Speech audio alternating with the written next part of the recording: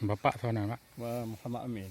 Muhammad Amin, petani no di kampung. Petani di kampung Belang Sedungku, Pulau Aceh. Pulau Aceh ya? Ha. Pulau Bru. Pulau Bru. Pulau Bru selatan dia. Kampung Belang Sedungku, Kecamatan Pulau Aceh.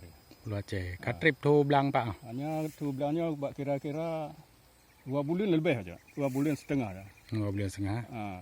Aturan ni dia padinya kaji ciok, kaji ko, panen. Dia panen. Ni antara angkahana i. Katu kamu di laginya terah tanah mantap belang ni. Mandung konsuluk kau ina mantap.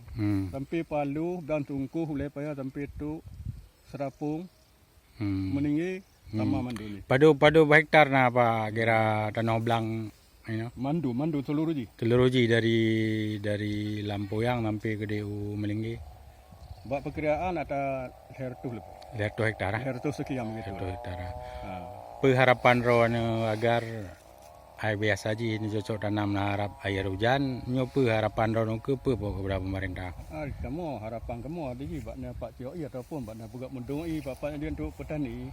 Hanya mesti petani padi aja. Pupu yang petani atau pelawai je mahna pelawai je hanya si. Ya okey. Jadi tanam kacang, tanam jagung, hana kering mati si. Ada katanya kiban tamu tanam serah ji. Ya. Kamu ji. Bapak tonan? Dia Muhammad Amin. Muhammad Amin lah. Tinggal di mana? Di Belang Sedungku. Belang Sedungku. Desa Belang Sedungku. Ini so nampak kecil ya? Pak kecil dalam. Dahlan. Dahlan. Okey lah Pak, semoga pemerintah memperhatikan nasib petani di pulau yang tengah kekeringan Pak. Ya. Berdoa Pak. Ya.